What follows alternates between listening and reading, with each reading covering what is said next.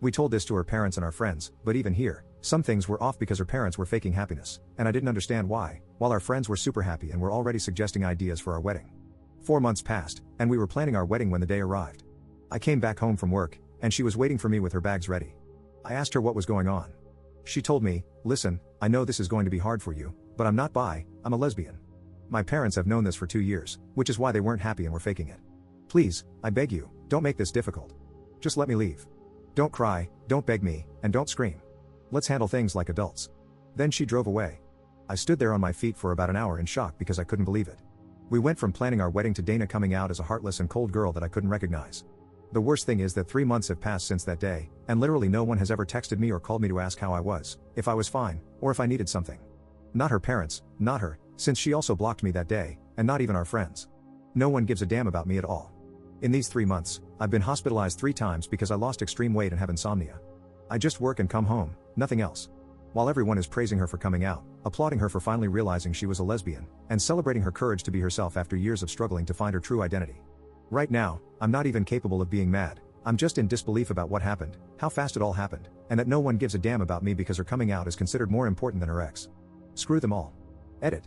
I hope to come here again in a few months and read all this again and believe you, but right now I can't. You all seem like good people and sincere, but believe me, as much as I want to trust you, I simply can't right now. Nevertheless, I want to thank you all anyway.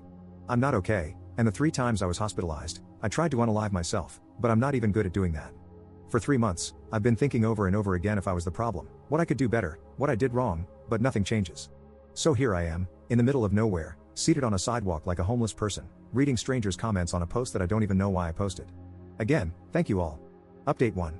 So, I wasn't expecting to update so soon, but like some of you folks said, somehow one of my ex-friends saw my post on TikTok, and the absolute mess started and is still ongoing right now. This ex-friend, who I will call Paul, reached out to me and basically told me that he saw the post and knew it was me because I used my ex's real name, and he was shocked to know what really happened. Apparently, Dana told my ex-friends that she came out to me as a lesbian, but I didn't take the news well and tried to lay hands and threaten her, so she told them to never contact me again, and they all believed her. However, when they saw my post, they started pressuring her to confirm if my post was telling the truth or not, and she admitted to the lie. Since Paul's text, I received a ton of texts and calls from everyone asking me how I'm doing, if I'm fine, and expressing apologies for believing Dana and not reaching out to me first. But then there's the real issue, Dana. She texted me asking for forgiveness, saying she's sorry for how badly she treated me and admitting that she invented everything because she was afraid of losing friends. Unfortunately, that's not all. I also got a text from her girlfriend, who I'll call Mary, and basically, she told me that she's sorry for Dana's behavior and for what she did. Here's the issue, she knew Dana for a year, but Dana never told her about me and always talked to her about me as a roommate, so she's considering leaving Dana. As for me, I created a new group chat including them all, even Dana and Mary, and told them that I'm not changing my mind about forgiving them. I mentioned that I was considering suing Dana, partially true because I'm not sure if I'll go through with it, and that if they, my ex-friends, were decent humans, they would have texted me asking if I was out of my mind to lay hands on Dana or just insulting me via texts if they really cared about me. Then I added some personal things about Dana and blocked them all. However, my blocking method isn't working because they continue to harass me with texts and calls from other numbers, and even getting other people to call and text me.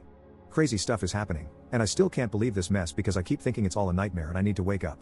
Unfortunately, it's all true. Then, the other thing is that I finally saw a therapist today, and I don't like to admit it, but I cried a lot. I never worked on accepting that my parents and sister are no longer here, and then this thing with my ex added to it, making me explode. So, it's going to be a very long journey, and I hope to reach a point where I feel better. So, that's all for now, and I hope to update you not as quickly as now but when I'm feeling better. Thank you everyone.